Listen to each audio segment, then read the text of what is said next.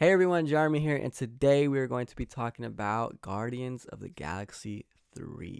So before we get started, I want to say that there will be spoilers in this movie review, and if you guys haven't seen this movie, then go watch it. And if you guys want, you guys can come back and watch this review, kind of see my thoughts on it.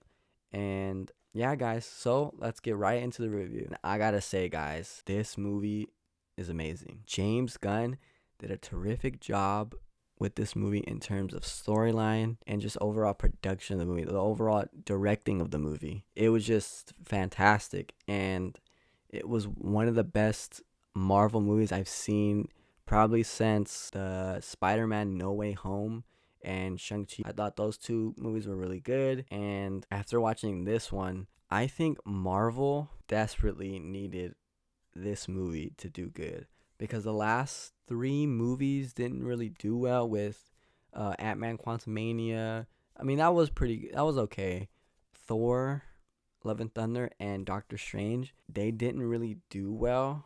The movies weren't really good for me. They were okay, but it felt like Marvel was going downhill ever since like Endgame or something like that, with the exception of Spider-Man No Way Home and Shang-Chi.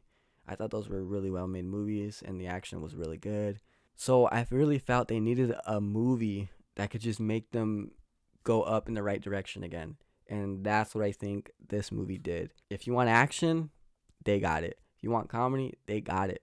And if you want an emotional movie, they have it in this movie too. So all three of those things in this movie. And that's what made it really good, was the fact that they could tie all those three in and not make it seem like it's all over the place. And I think that's what the Guardians of the Galaxy movies do well, is that they're able to add all those elements into one movie and not make it seem like it's all over the place, like with Guardians 1, Guardians 2. And I think that's what they really do a good job. And that's, of course, with the help of James Gunn, who's a great director, and he knows exactly what he wants to happen in these movies. He has a vision, and that's what he envisions what he wants to put into a movie. And in this movie, they did really well with that. Another thing they did good is, in terms of backstory, this was mostly about, Rocket and how he came to be, Rocket Raccoon. I thought that the pace of the movie was well paced. It was really good, and it didn't seem rushed. And that's also with the help of like the 2 hour and I want to say 29-minute runtime. And I thought that was just a good runtime for this movie. It was not super long, but it was also a good amount to where you can actually show Rocket's backstory and still have all these other elements to it, and even introduced another character, Adam Warlock, which we're going to talk about in a little bit. So in terms of storyline, they did really good. It kept me on my toes the whole movie, and I really did enjoy it. So that's the storyline aspect of it. Another great job that they always do with these Guardians movies is that they have a good soundtrack. And with some movies, a soundtrack is just something that you should just put in the movie. But no, with these Guardians movies, it's like the soundtrack is part of the storyline, with Peter Quill having basically his playlist, and it's integrated into the movie. It's something personal to them. And that's what I think they did really well in Guardians, and even in the beginning, where it shows basically how Rocket is feeling with that one song, I'm a Creep by Radiohead. And I knew from the beginning that, this is going to be an emotional movie, because this is how Rocket's feeling, and they incorporated the song into the scene and have him actually sing it. So I thought that was a really well, detail that they put into the movie. I just thought that was a key part of the intro of the movie, like the opening scene. And that's what they do really good with this movie, is they add the soundtrack and incorporate it into the whole storyline, how these people are feeling, how these characters are feeling, and that's something they do really well in. Now, another thing I want to mention is Adam Warlock. We get the first appearance of Adam Warlock in this movie. So Will Poulter, who is Adam Warlock, I think he did a great job as his character, and I want to say a few things about that. Is that for anyone who is saying like, man, he was getting beat up throughout the movie, except the beginning. I just want people to know that in the cocoon that he was in, he wasn't in there fully. The high evolutionary got him out too early, and he was still in there. He's basically like a baby. He's like a child. So he's not his full potential, and he's not like matured yet. So that's what I'm gonna say about that part. If anyone just didn't like the idea of that. And also, I want to say that Adam Warlock is such a powerful character. The movie would be over like real quick if he was at his full potential, if he was super powerful like he is, in the comics. So they had to nerf him for this movie in order for the storyline to basically progress. Because with a powerful character like him, the movie could be over in seconds. The movie could be over just like that. So that's why James Gunn did what he did with that. So that aside, I want to also say that I just think that he did really good as the Adam Warlock. Whenever he came up, I was super intrigued and I was focused, and he was really interesting to kind of see someone who doesn't really know his place yet and kind of see his growth from the beginning, because like he was made to be a killer basically, to defeat the Guardians, and over time it shows that maybe he doesn't want to do that, and it kind of shows his growth right there. So with that being said, he did a good job as Adam Warlock, and he actually made me laugh too.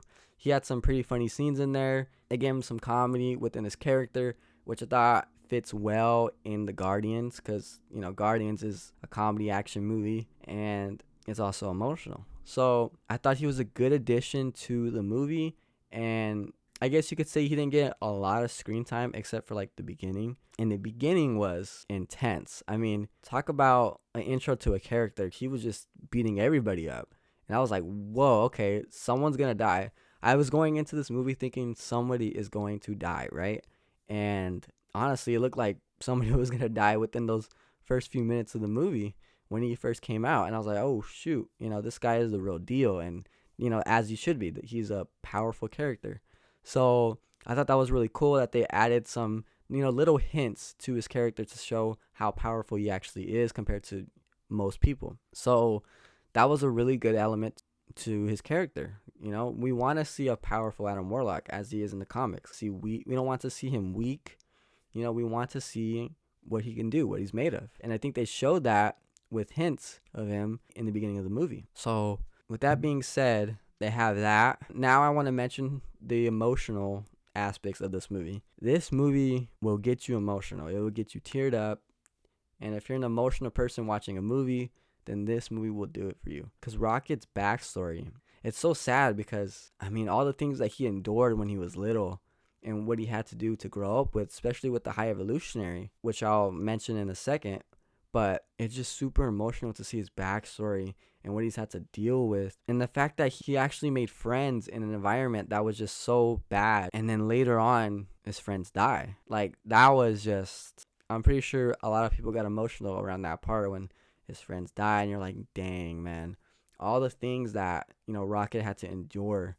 And it kind of makes you like wonder, like, oh man, all those times that Rocket was being, kind of like a jerk, whatever, in the previous movies or even in the Avenger movie. But this whole movie gives you a whole new perspective on Rocket and basically what he's had to endure throughout the whole, period of his life. And that's the kind of hint you get when you watch this movie for the characters, because the characters also see what the High Evolutionary has done to Rocket. And it makes you like, feel really bad for him and, why Rocket is the way he is, So it's crazy how much that Rocket has changed from when he was little. And then that moment where his friends are killed and he just becomes a whole different person, the person who needs to survive, a person who knows the evil in the world, as in the High Evolutionary. He just has to adapt. He has to learn how to survive on his own. And that's what he did when he escaped. So that was a really an emotional part of this movie, which was like the main emotional part of this movie because it was focused on Rocket's backstory. And this movie will get you in a roller coaster ride of emotions. So they did really good on that. And I think that's what also makes a good movie too, is that yeah, a movie can have a lot of action to it, but what's action with no emotional appeal to it? Good movies, I'm not saying all good movies, but some good movies need to have a personal connection to the characters, and it needs to be emotional.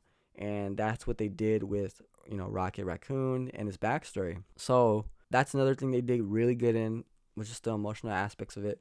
And now another thing I want to mention is the High Evolutionary. Now I want to mention the High Evolutionary was a great villain in my opinion. I don't know if it was just me, but he looked like Kang a little bit. He had a suit and even some powers that he did when he blew up when those people turned on him, his own people, and he just kind of like blew everything up. That gave me some Kang hints to it. And I don't know if that's just me, but that's just what it felt like. So I just thought that he was a good villain.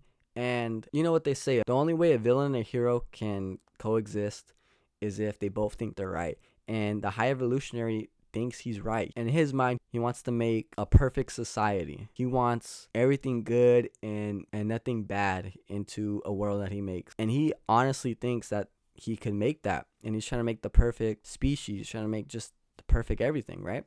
So the fact that he really believes in that is what makes him a really good villain, because he actually believes in what he's doing is right. And he was intense. The actor did really good as him, and I think that he was just perfect for the role. And I like that they tied into Rocket's backstory with the High Evolutionary. Like, you didn't just get Rocket's backstory just out of nowhere, just so, okay, so we're gonna make this movie so we can show Rocket's backstory and not really tie into anything. No, they tied it into the storyline of the movie, the High Evolutionary storyline. So they did a really good job of that, of not wasting any time and having, these two characters tie in together, and it makes it more emotional for like the ending scene. And also, I also want to mention, it was a nice little detail in the beginning of the movie where Rocket is working on his gravity boots.